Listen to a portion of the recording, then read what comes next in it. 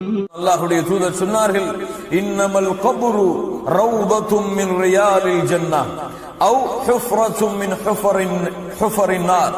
ஒன்று கபருடைய குழி என்பது சொர்க்க பூஞ்சோலைகளில் ஒரு பூஞ்சோலையாக இருக்கலாம், அல்லது நரகத்துடைய படுகொலிகளில் ஒரு படுகொலியாக இருக்கலாம். யாருக்கு எது என்பதை அவர்களுடைய அமல்கள் தான் தீர்மானிக்கும். எது தீர்மானிக்கும்? பெயர் தீர்மானிக்காது, ஆட்சி அதிகாரங்கள் தீர்மானிக்காது, அழகு தீர்மானிக்காது, செல்வம் தீர்மானிக்காது. யாருக்கு சொர்க்கத்துடைய பூஞ்சோலை, யாருக்கு நரகத்துடைய படுகொலி என்பதை அவர்களுடைய நல்லறங்கள் தான் தீர்மானிக்கும். கண்ணியத்துக்குரியவர்களே, அல்லாஹ்வுடைய தூதர் முஹம்மது ரசூலுல்லாஹ் ஸல்லல்லாஹு அலைஹி வஸல்லம் அவர்கள் சம்பந்தப்பட்ட ஒரு மிகப்பெரிய ஹதீஸை பரா இப்னு ஆசிப் ரலியல்லாஹு அன்ஹு அவர்கள் அறிவிக்கிறார்கள். خرجنا مع النبي صلى الله عليه وسلم في جنازة رجل من أنصار فانتهينا إلى القبر ولما يلحد فجلس رسول الله صلى الله عليه وسلم وجلسنا حوله وكأن على رؤوسنا الطير وفي يده عود ينكت في الأرض فرفع رأسه. அல்லாஹ்வுடைய தூதர் முஹம்மது ரசூலுல்லாஹ் ஸல்லல்லாஹு அலைஹி வஸல்லம் அன்சாரியுடைய ஒரு ஜனாசாவை அடக்கம் செய்துவிட்டு சஹாபாக்களோடு ஒரு இடத்திலே அமர்ந்திருக்கிறார்கள். தலையிலே பறவைகள் உட்கார்ந்திருப்பதை போன்று சஹாபாக்கள் அமர்ந்திருந்தார்கள் அந்த சபையிலே. அல்லாஹ்வுடைய தூதர் முஹம்மது ரசூலுல்லாஹ் ஸல்லல்லாஹு அலைஹி வஸல்லம் தங்களிடத்திலே இருந்த ஒரு குச்சியை எடுத்து பூமியை அப்படியே சிந்தித்தவாறு நோண்டி கொண்டிருக்கிறார்கள். பூமியிலே ஒரு கோடு போட்டுக் கொண்டே இருக்கிறார்கள், தேய்த்துக் கொண்டே இருக்கிறார்கள். திடீரென ஃபரஃபஅ ரஅஸஹு, தங்களுடைய தலையை உயர்த்தி சொன்னார்கள், ஃபகால இஸ்தஈது பில்லாஹி மின் அஸாபில் கப்ர். சுப்ஹானல்லாஹ், சுப்ஹானல்லாஹ். அல்லாஹ்விடத்திலே உங்களுடைய கபருடைய வாழ்க்கைக்காக நீங்கள் பாவ மன்னிப்பை, நீங்கள் பாதுகாப்பை தேடிக்கொள்ளுங்கள். இஸ்தஈது பில்லாஹ், அல்லாஹ்விடத்திலே அதனுடைய பாதுகாப்பை நீங்கள் தேடிக்கொள்ளுங்கள்.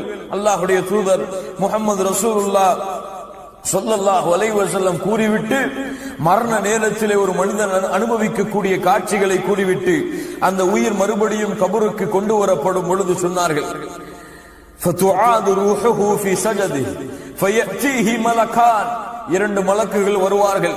ஃபயுஜ்லிசானிஹி, அவனை எழுந்து உட்கார வைப்பார்கள். கண்ணியத்துக்குரியவர்களே, நான் சொல்லும் பொழுது யாரையோ இவர்கள் செய்வார்கள் என்று எண்ணிக்கொள்ளாதீர்கள். இது எனக்கும் உங்களுக்கும் நடக்க போகிற ஒரு செய்தி. என்னுடைய நிலைமையும் உங்களுடைய நிலைமையும் இதில் ஏதாவது ஒரு நிலைமையாகத்தான் இருக்கும். அல்லாஹ் பாதுகாப்பானாக. அல்லாஹ் நல்ல மக்களோடு நம்மை கொண்டு போய் சேர்ப்பானாக. கண்ணியத்துக்குரியவர்களே, அல்லாஹ்வுடைய தூதர் முஹம்மது ரசூலுல்லாஹ் ஸல்லல்லாஹு அலைஹி வஸல்லம் சொல்லுகின்ற இந்த ஹதீஸை நமக்கு பொருத்தி பாருங்கள்.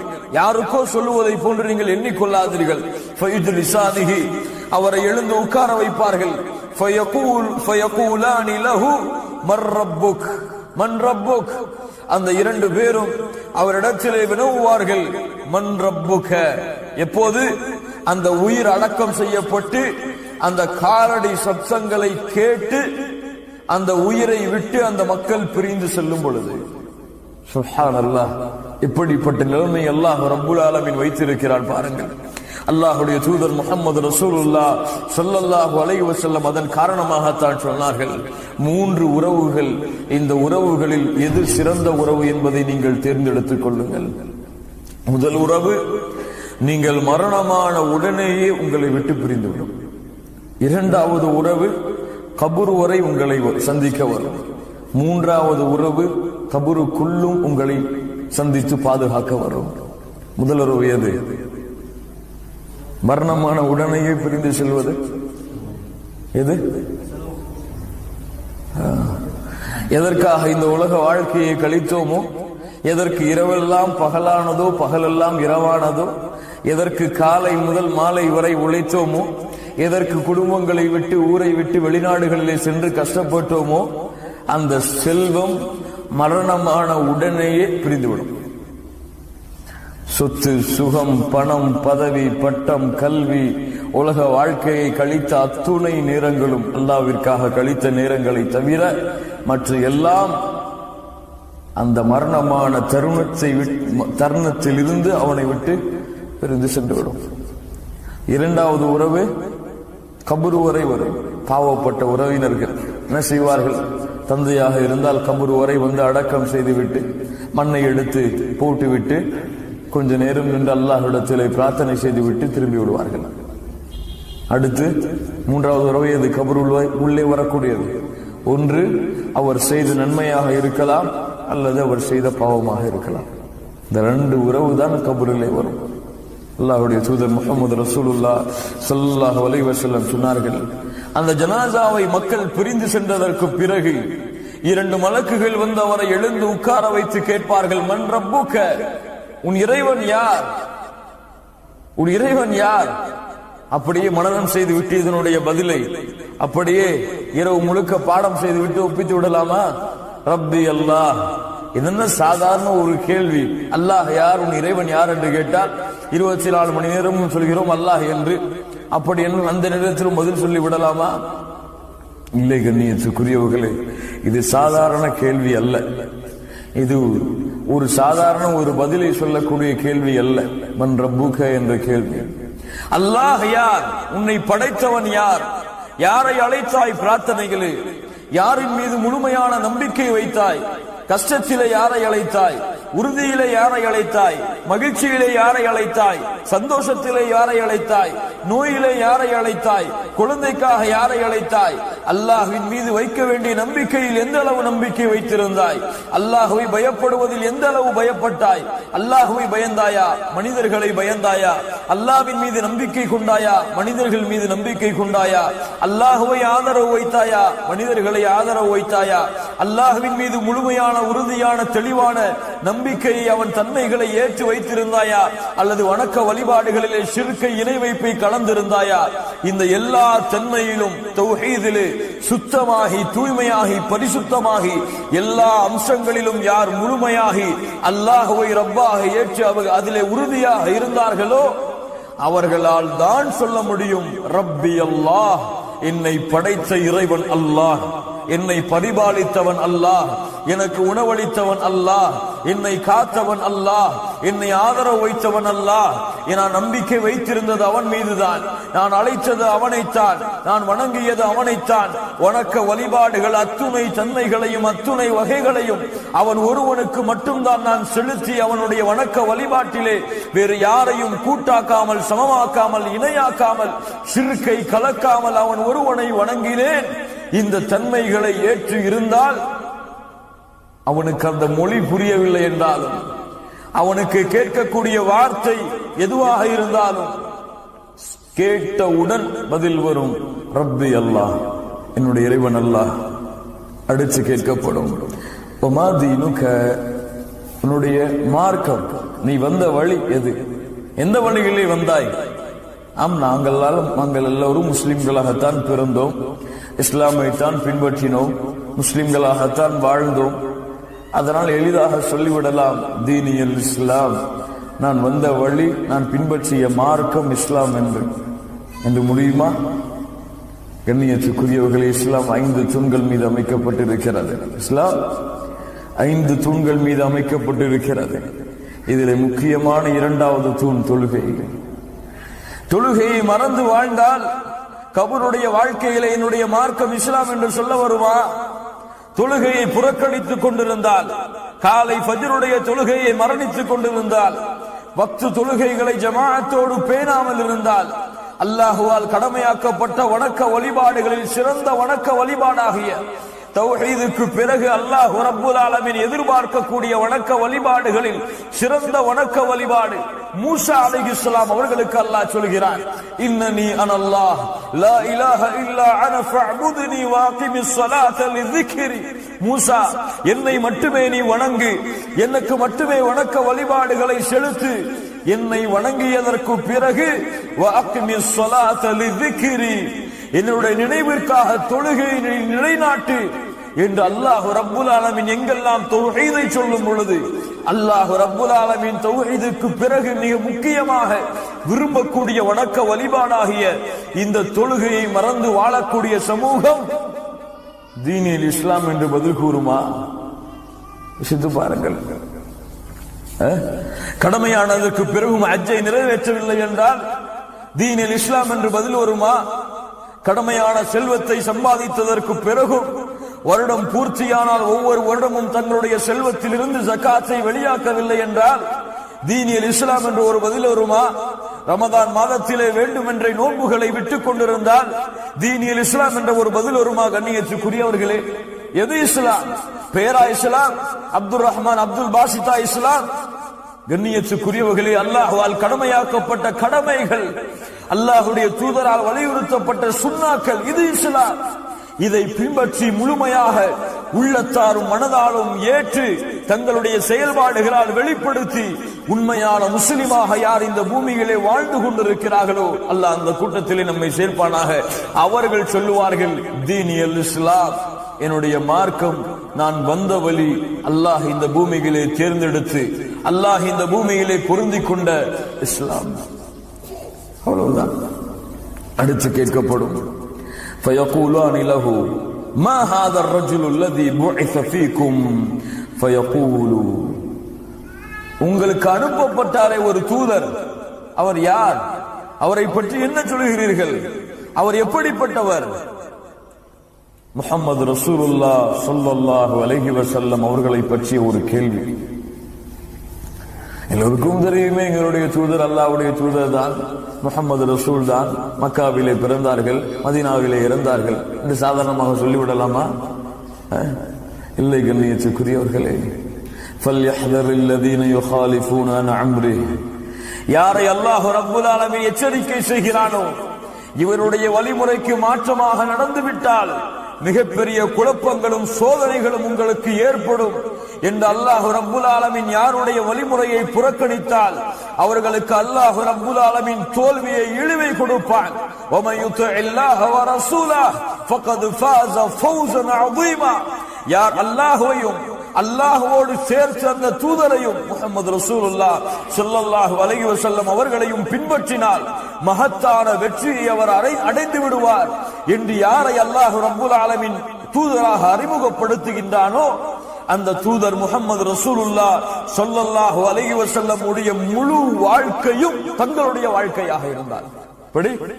முழு வாழ்க்கையும் தங்களுடைய வாழ்க்கையாக்கி தங்களுடைய சொல்லிலே, தங்களுடைய செயல்பாடுகளிலே, தங்களுடைய குணங்களிலே, தங்களுடைய பழக்க வழக்கங்களிலே, தங்களுடைய நடைமுறை வாழ்க்கையிலே, தங்களுடைய வியாபாரத்திலே, தங்களுடைய தொழிலிலே, தங்களுடைய மனைவியிடத்திலே, தங்களுடைய குழந்தைகளிடத்திலே, தங்களுடைய குடும்பத்தார்களிடத்திலே யார் இந்த முஹம்மது ரசூலுல்லாஹ் ஸல்லல்லாஹு அலைஹி வஸல்லமாக வாழ்ந்தார்களோ, சாதாரண வார்த்தைகள் நான் சொன்ன விஷயம் கண்ணியத்துக்குரியவர்களே, அந்த முஹம்மது ரசூலுல்லாஹ் ஸல்லல்லாஹு அலைஹி வஸல்லம் உடைய வாழ்க்கையை தங்களுடைய வாழ்க்கையிலே உயிர்ப்பித்தார்களோ அவர்கள் சொல்லுவார்கள் ஹுவ ரசூலுல்லாஹி ஸல்லல்லாஹு அலைஹி வஸல்லம், இவர்தான் அல்லாஹ்வால் அனுப்பப்பட்ட தூதர், அல்லாஹ்வால் அனுப்பப்பட்ட ரசூல் முஹம்மது ஸல்லல்லாஹு அலைஹி வஸல்லம். அவ்வளவுதான். அல்லாஹு அக்பர். அடுத்து فيقولان له وما علمك فيقول قرأت كتاب الله آمنت به وصدقت فينادي مناد في السماء, வானத்திலிருந்து அழைப்பு வரும், அன் ஸதக அப்தி, என் அடியான் உண்மையை கூறினான், அன் ஸதக அப்தி, என் அடியான் உண்மையை கூறினான், فأفرشوه من الجنة وألبسوه من الجنة وافتحوا له بابا إلى الجنة, அவனுக்கு சொர்க்கத்துடைய ஆடையை அனுபவியுங்கள், சொர்க்கத்துடைய விரிப்பை அவனுக்கு நீங்கள் விரியுங்கள், சொர்க்கத்தின் வாசலை அவனுக்கு நீங்கள் திறந்து வையுங்கள், கபர் விசாலமாகட்டும். அதற்கு பிறகு அவனுக்கு சொர்க்கத்திலிருந்து நறுமணம் வர தொடங்கும் பொழுது ரப்பல் ஆலமீன் நரகத்தை காட்டுவான். நரகம் காட்டப்படும், நரகத்துடைய ஜுவாலைகள் காட்டப்படும், நரகத்திலே மனிதன் அனுபவிக்கக்கூடிய வேதனைகள் காட்டப்படும், நரகத்துடைய அத்துணை துன்பங்களும் அவன் கண்களுக்கு முன்னால் காட்டப்படும். ஏன்? ஒன்று, அல்லாஹ்வுடைய தூதர் முஹம்மது ரசூலுல்லாஹ் ஸல்லல்லாஹு அலைஹி வஸல்லம் சொன்னார்களே அந்த அறிவிப்புக்காக. ஒவ்வொரு மனிதனுக்கும் நரகத்திலே ஒரு இடம், சொர்க்கத்திலே ஒரு இடம். அவன் நல்ல அமல்கள் செய்தால் அவனுக்கு சொர்க்கத்துடைய இடம் கன்ஃபார்ம், இது ரிஜெக்ட் செய்யப்படும். இது இல்லை என்றால் இங்கே கன்ஃபார்ம் ஆகும், அது ரிஜெக்ட் செய்யப்படும். இரண்டாவது, அல்லாஹ் அவனுக்கு கொடுக்க இருக்கின்ற அருளை அவன் அறிந்து கொள்ள வேண்டும்.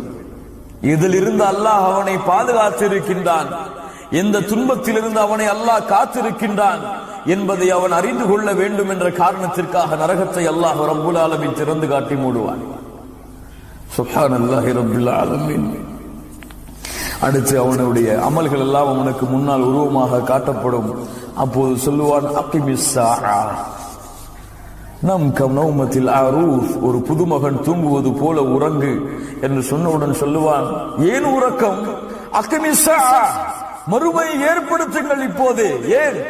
ஏதோ சில இன்பங்கள் தான் எனக்கு சொர்க்கத்தில் இருந்து கிடைக்கிறது, முழு இன்பத்தையும் அனுபவிக்க வேண்டும். அகிமிஸ் ஸாஆ, மறுமையை விரைவுபடுத்துங்கள். சுப்ஹானல்லாஹி ரப்பில் ஆலமீன். சொல்லுவார்கள், மனிதா, அது இப்போதெல்லாம் உனக்கு கிடைக்காது, நீ தூங்க, அல்லாஹ் மறுமையை ஏற்படுத்துவான். அந்த மனிதன் தூங்குவதற்கு தயாராவான். மறுமை வரை அவனுக்கு உறக்கம் தான். அல்லாஹ் அந்த கூட்டத்தில் நம்மை ஆக்குவானாக.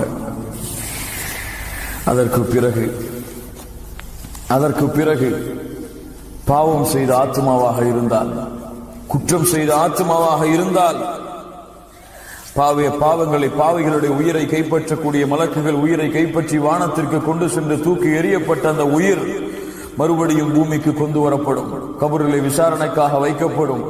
அந்த காலடி சத்தத்தை கேட்டு முடிந்ததற்கு பிறகு அவர்களையும் எழுப்பி உட்கார வைக்கப்படும். கேட்பார்கள், மன் ரப்புக, உன் இறைவன் யார்? அல்லாஹுவை ஏற்றுக்கொண்டிருந்தாலும், அல்லாஹுவை ரப்பாக இந்த பூமியிலே தெரிந்து கொண்டிருந்தாலும், அதிலே உறுதியாக இல்லாமல் அல்லாஹ்விற்கு செய்யக்கூடிய வணக்க வழிபாடுகளை அல்லாதவர்களுக்கு செய்தார்களோ, அல்லாஹுவை அழைத்து பிரார்த்திக்காமல் யார் அல்லாஹுடைய நல்லடியார்களை தர்காக்களிலே சென்று அழைத்து பிரார்த்தித்தார்களோ, யார் அல்லாஹ்வின் மீது முழுமையான நம்பிக்கை வைக்காமல் அல்லாஹ்விடத்திலே தங்களுடைய தேவைகளை கேட்டு முறையிடாமல் அல்லாஹுடைய நல்லடியார்களிடத்திலே தேவைகளை கேட்டு முறையிட்டார்களோ, அவர்கள் அல்லாஹுவை அல்லாஹ் என்று தெரிந்திருந்தாலும் அந்த தன்மைகளை அல்லாஹ்வுக்கு மட்டுமே சமமாக்காம, அல்லாஹ்வுக்கு மட்டுமே தூய்மையாக்காத காரணத்தால்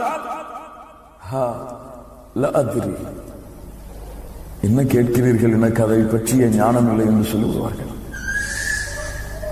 அல்லாஹ் பாதுகாப்பானாக.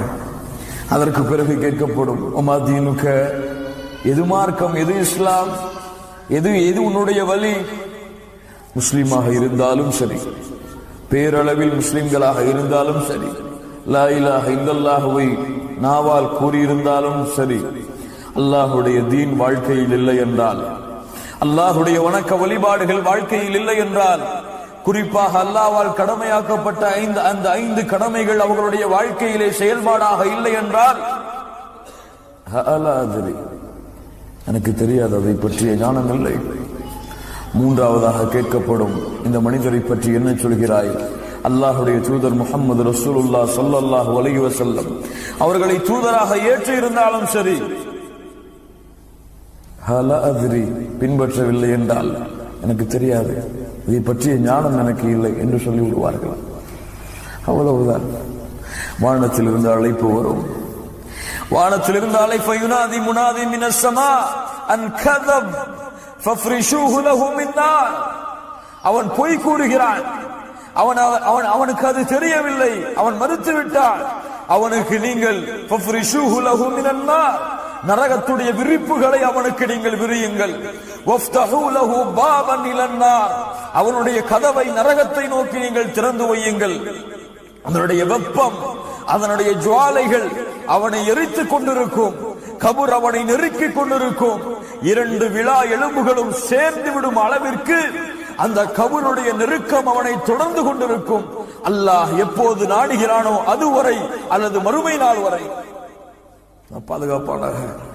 சுப்ஹானல்லாஹ். சம்பட்டிகளை கொண்டு மலக்குகள் அவனை அடித்துக் கொண்டே இருப்பார்கள். அவனுக்கு அந்த வேதனையை கொடுப்பதற்கு முன்னதாக சொர்க்கத்தை அல்லாஹ் திறந்து காட்டுவார். சுப்ஹானல்லாஹ். அல்லாஹ்வுடைய சோதனையை பாருங்கள். சொர்க்கம் திறந்து காட்டப்படும். இங்கே பார், சொர்க்கத்துடைய இன்பங்களை பார்த்து ரசிப்பான். சொல்லப்படும், இங்கே உனக்கு ஒரு இடம் இருந்தது, இங்கே உனக்கு ஒரு இடம் இருந்தது, ஆனால் இதற்கு நீ தகுதியானவன் அல்ல, நீ போக வேண்டிய இடம் அடுத்து வரப்போகிறது என்று சொர்க்கத்தை மூடி நரகத்திலே சொல்லப்படும். யோசித்து பாருங்கள், கொஞ்சம் சிந்தித்து பாருங்கள். அது காட்டவில்லை என்றால் கூட அந்த வேதனை அனுபவிப்பது அதுவும் சிரமம்தான். அதை காட்டி இருந்து வேதித்தால், வேதனை செய்தால் எப்படி இருந்திருக்கும் அவனுக்கு? தொழாதவன் எப்படி துடித்திருப்பான்? நோன்பு வைக்காதவன் எப்படி துடித்திருப்பான்? கடமையானதற்கு பிறகும் ஜகாத்தை வெளியாக்காதவன் எப்படி துடித்திருப்பான்? ஹஜ்ஜை நிறைவேற்றாதவன் எப்படி துடித்திருப்பான்? அல்லாஹ்வுடைய வணக்க வழிபாடுகளை புறக்கணித்தவன் எப்படி துடித்திருப்பான்? அல்லாஹ் ஹலாலாக்கிய சம்பாத்தியத்தை சம்பாதிக்காமல் வட்டியிலே அல்லாஹ்வால் தடுக்கப்பட்ட முறைகளிலே சம்பாதித்தவன் எப்படி துடித்திருப்பான்? அதை விட்டிருந்து அங்கே சென்றிருக்கலாமே. எவ்வளவு தூக்கத்தில் இருந்தாலும் எழுந்து தொழுது இருக்கலாமே. எவ்வளவு நோயிலே, கஷ்டத்திலே, சிரமத்திலே இருந்தாலும் பள்ளியிலே அதான் சொல்லப்பட்ட பிறகு பள்ளிக்கு சென்றிருக்கலாமே என்ற ஆசை வருமா? வராதா? முடியுமா? 1000 முறை எழுந்து சென்று அல்லாஹ்விடத்திலே அனுமதி கேட்டாலும் நடக்குமா? 1000 முறை அல்லாஹ்வே சுப்ஹானல்லாஹ் சுப்ஹானல்லாஹ் என்று புகழ்ந்தாலும் அல்லாஹ்வுடைய இரக்கம் வருமா? 1000 முறை செய்த பாவங்களுக்காக அல்லாஹ்விடத்திலே தௌபா செய்து மன்றாடினாலும் முடியுமா? முடியாது. அவ்வளவுதான் கபருடைய வேதனை அன்றில் இருந்தவனுக்கு தொடக்கமாகும்.